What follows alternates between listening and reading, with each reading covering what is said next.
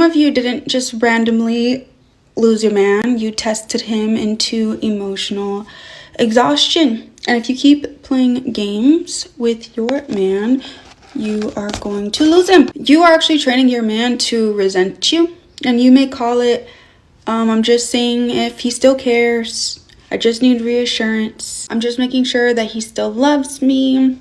But what it actually looks like to him is this push and pull, okay? A lot of the time too, it seems very disrespectful. If you love your man and you're saying that you love your man, then why do you have to always be testing him like this? I do understand we do test each other. That's the situation that we're gonna be living in when you're in a relationship. But the testings, the shit test is mostly a connotation, a label that is placed, that action that we would say that women will do the most. They will shit test their man in order to test for weakness, or to test what she's saying, if he still love her. But I do understand it's a reassurance sort of things. A lot of the time is not malicious, it's not a bad thing, but sometimes it can get overboard. It can basically be annoying. You acting cold, you withholding affection, you creating problems out of nowhere. So I'm gonna say it to you like this: in his eyes, you didn't want love.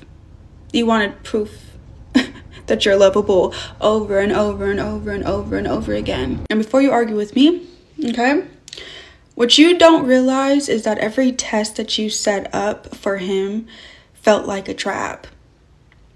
Okay, let's just give an analogy.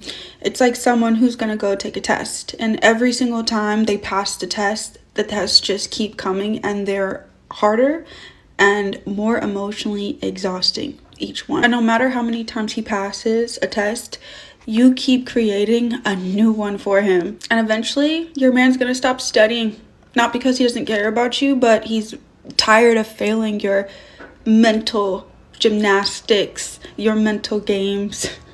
Constant testing does not build trust. It actually breaks down, erode trust, because after a while you just make that man feel that he's not being taken serious, because all the time he has to be proving himself to you.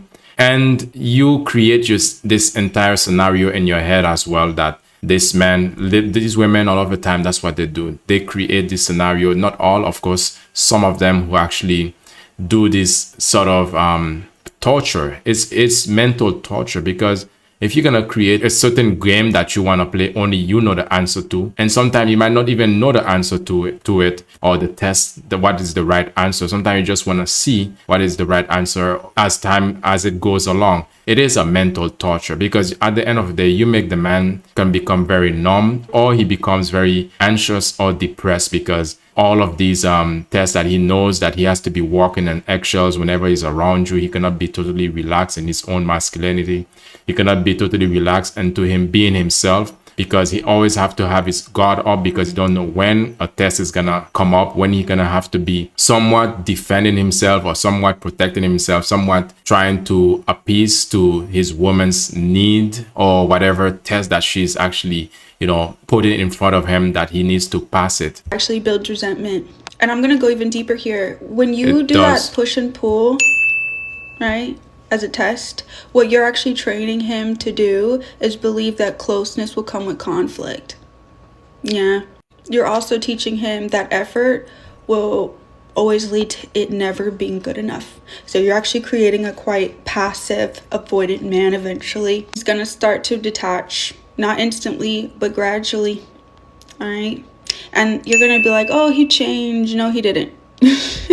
No, he didn't. He didn't change. He just got tired of your ish. He just got tired of your constant testing him, constant of mistrusting him, constant of labeling him, or putting him or painting him into the worst negative light. Who would want to be in a situation like this? Even if you have a friend that is constantly talking down on you, but if you know it's not malicious, the intention behind it is not to bring you down. The intentions behind it, if a friend is talking down on you or trying to talk negative towards you, if you know the intention is just because if that friends expect better of you. But when it's in a relationship, you know that person is just doing it because they misbelieve you. They don't have the trust in you. They're just looking at you in a contempt manner.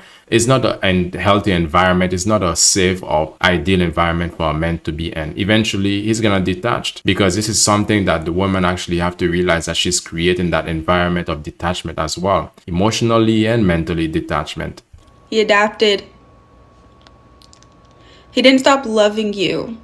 He just got tired of trying to prove that he loves you. That's why there's... And you also made loving you become a task, become more of a work that the man has to do, rather than just being authentically himself to authentically truly connect with you. Now less emotion, less effort. It's like when your phone is on 1%, right? And you're trying to play games on your phone, and you're trying to open up apps, and then you're shocked that it shut down on you. You drained the battery, sweetheart. You drained the relationship until there was nothing left to give. And I want to let you know that this stems from anxiety, constant fear, and constantly trying to control the outcome. If you do not feel secure with yourself, you're going to constantly need reassurance, and you're constantly going to create scenarios in your relationship for them to try to prove or give you that reassurance that you're looking for. That's a deep insecurity in you. And then when they're so drained in the relationship, you go and say, see, you never loved me. If you need to constantly test love, then you don't trust it. And if you don't trust it, then you're going to destroy the love you have, trying to confirm that it was breakable. It's like digging up a plant every single day to check to see if it's growing, if it's healthy. You keep digging it up, and then you're wondering why it never grows or why it dies. It's because of you the whole time. So it's very simple. If a man shows up consistently, believe it. And if he shows up inconsistently, question it. Confront it. But that's it.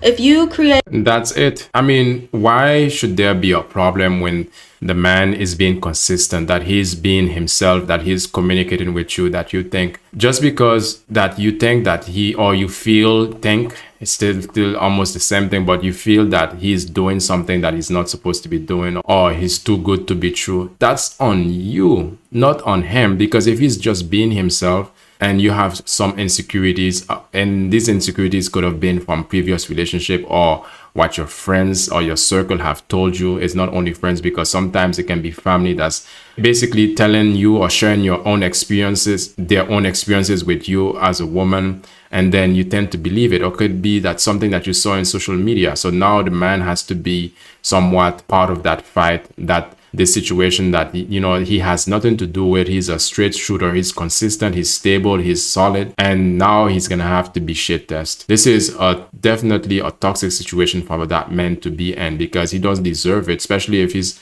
doing what he needs to be doing and you are the one who's being unstable. This is totally, it's wrong. Create emotional mazes for him and then get mad at him that he doesn't know how to navigate it. That is a you problem. That is not a him problem.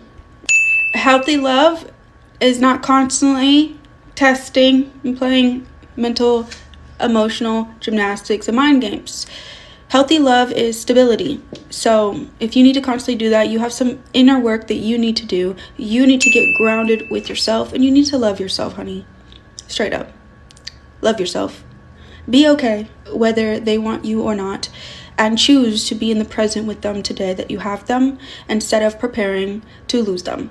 Because that's exactly what you will get. And it's not just preparing to lose them, but a lot of the time, some women don't even realize that they are creating the very monster that they actually don't want to happen. They are creating the very situation that they are not looking forward to. So meaning the situation of, you know, where the man don't feel so attached to her, or the relationship could break down, or she feels so insecure. This is a you situation. Only you. We have to understand it as well. Both parties in a relationship, both parties bring 50-50% or 100% rather of responsibility to manage their own self. She needs to work on her own self and her own self-awareness in order to understand, okay, exactly why is she so unstable, and why does she have to constantly emotionally triggering her man or emotionally testing him to find out, okay, what is he doing that is wrong, and trying to dictate him You're not the boss of the man. Let him be. He has his own life. He has his own identity. If you love someone, you should let them be who they are. If that's not compatible for you, then you need to look elsewhere. But if you're gonna be in a relationship with a man, you choose to be with the man, lock in, be with him. That's the bottom line. Like and follow. Thanks.